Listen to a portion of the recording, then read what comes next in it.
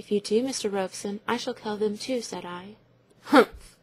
replied he, and having honoured me with a broad stare, which, contrary to his expectations, I sustained without flinching, he turned away with an air of supreme contempt and stalked into the house. Tom next went to tell his mamma. It was not her way to say much on any subject, but when she next saw me, her aspect and demeanour were doubly dark and chilled. After some casual remark about the weather, she observed, "I am sorry, Miss Grey, you should think it necessary to interfere with Master Bloomfield's amusements. He was very much distressed about your destroying the birds." "When Master Bloomfield's amusements consist in injuring sentient creatures," I answered, "I think it my duty to interfere." "You seem to have forgotten," said she calmly, "that the creatures were all created for our convenience."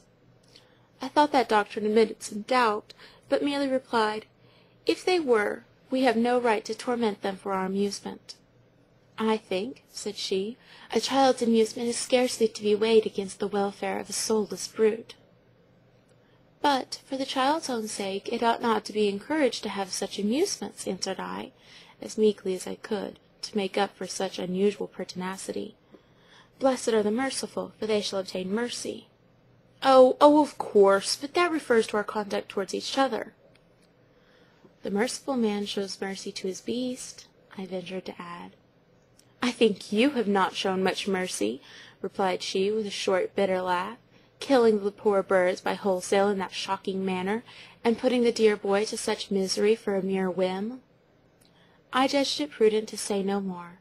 This was the nearest approach to a quarrel I ever had with Mrs. Bloomfield, as well as the greatest number of words I ever exchanged with her at one time, since the day of my first arrival.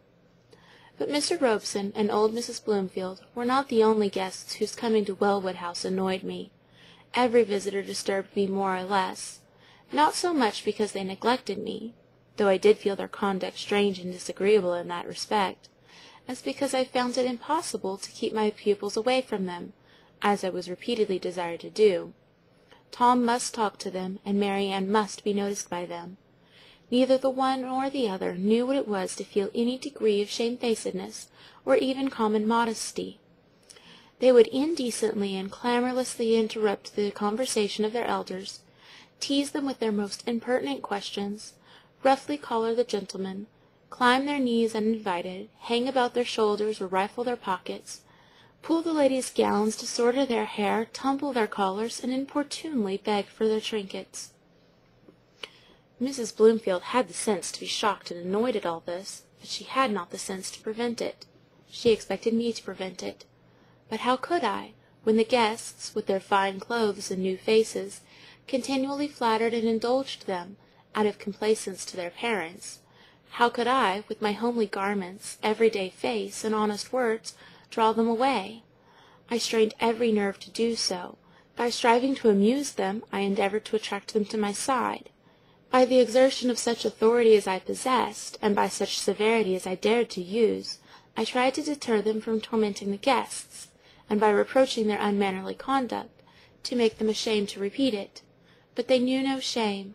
They scorned authority which had no terrors to back it, and as for kindness and affection, either they had no hearts, or such as they had were so strongly guarded, and so well concealed, that I, with all my efforts, had not yet discovered how to reach them.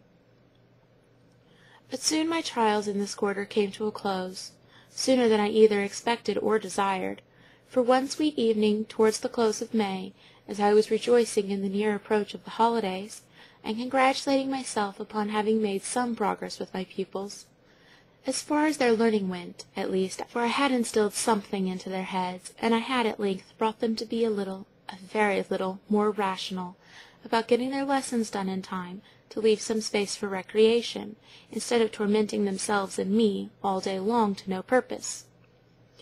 Mrs. Bloomfield sent for me, and calmly told me that after midsummer my services would be no longer required.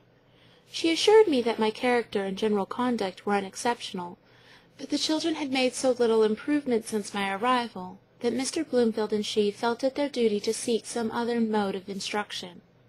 Though superior to most children of their years and abilities, they were decidedly behind them in attainments, their manners were uncultivated, and their tempers unruly. and this she attributed to a want of sufficient firmness and diligent persevering care on my part. Unshaken firmness, devoted diligence, unwearied perseverance, unceasing care, were the very qualifications on which I had secretly prided myself, and by which I had hoped in time to overcome all difficulties and obtain success at last. I wished to say something in my own justification, but in attempting to speak I felt my voice falter, and rather than testify any emotion, or suffer the tears to overflow that were already gathering in my eyes, I chose to keep silence, and bear all like a self-convicted culprit. Thus was I dismissed, and thus I sought my home. Alas! What would they think of me, unable, after all my boasting, to keep my place, even for a single year, as governess to 3 small children, whose mother was asserted by my own aunt to be a very nice woman. Having been thus weighed in the balance and found wanting, I need not hope they would be willing to try me again. And this was an unwelcome thought, for vexed, harassed, disappointed as I had been, and greatly as I had learned to love and value my home, I was not yet weary of adventure, nor willing to relax my efforts. I knew that all parents were not like Mr. and Mrs. Bloomfield, and I was certain all children were not like theirs. The next family must be different, and any change must be for the better.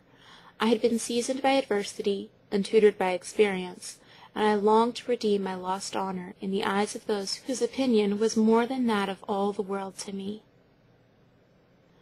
End of Chapter 5. Recording by Melissa.